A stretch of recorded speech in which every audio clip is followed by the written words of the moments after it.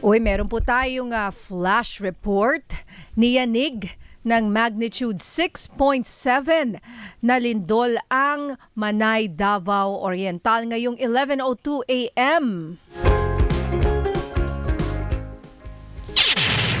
DZMM Radyo Patrol Flash Report. Kasama po natin sa linya si Director Teresito Bacolcol ng FIVOC. Magandang umaga, Director Bacolcol. Yes po, magandang umaga din po sa inyo. Okay, Director, this is Nina Corpus. Kasama ko po si Migs Bustos. Ano po itong 6.7 na magnitude na lindol dyan po sa Manay, Davao Oriental kanina? Okay, so tama po kayo. Meron tayong magnitude 6.7 magnitude and yung pinakamataas na intensity so far na nakuha natin, again, this is just preliminary, is intensity 2 sa may Davao City and yung instrumental naman natin, intensity 4 sa may Malungon, Sarangani and nag-expect po tayo ng damage and nag-expect po tayo ng aftershocks. Pero based po sa aming modeling, wala pong tsunami threat kasi nasa dagat po ito. This is 47 kilometers south, 79 east of Manay in Davao Oriental. And yung lalim po nito is 42 kilometers. Alright, so Director, ano ho ba ang difference ng intensity sa magnitude, no? Kasi para sa amin, wow, ang lakas po nitong magnitude 6.7. Pero ang sinasabi nyo, ang intensity ay mas mababa. Okay, yung intensity kasi, again, this is just preliminary, baka madagdagan pa to, tumaas pa ito. But when we say intensity, this is the perceived shaking na naramdaman ng mga tao. While yung magnitude naman, this is the amount of energy that is being released during an earthquake. So parang light bulb yan when we say, for instance, 30 watts. Yung anywhere in the room, constant pa rin yung wattage niya, 30 watts. But yung intensity ng light na nape-perceive mo, it depends on how close you are or far you are to the epicenter. So, pwede magbago yun. Yun yung magandang analogy ng intensity and magnitude. Opo. Pero kasi dito po sinabi, may babasa rin po akong 6.4 magnitude na earthquake affecting Indonesia and the Philippines. And also, di ba last year po nagkaroon din ng earthquake dyan po sa Davao Oriental? Around October, sir? Yes. 7.4 earthquake. Yes, 7.4 and then 6.7 din. Almost on the same area. So itong area, same area sa Davao Oriental. Almost on the same area. Most likely, isa lang yung generator nito sa Philippine Trench. Yes. Would you say, sir, kumbaga talagang prone itong era na ito para po sa mga malalakas na lindol?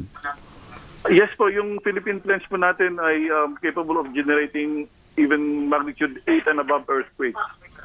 So ganun po kalakas yung pwedeng ma-generate ng Philippine Trench. So pero last year po kasi kino-compare ko lang po last year kasi magkasunod nga pala ito yung double earthquake dito nung October 10, 2025 dito rin sa Manay, Davao Oriental. So same place. Sabi po dito, diba? Tama po?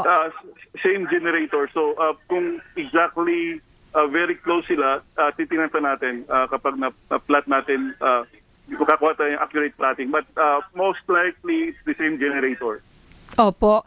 And then, at last year na naman po, sa ganitong 6.7, 6.8 ay nag-warning po kayo ng tsunami warning. So ngayon po, walang tsunami warning? Wala po kasi medyo malalim po ito, 42 kilometers. Yung dati, mga around 20 kilometers yung depth. So nag-issue po tayo ng tsunami warning.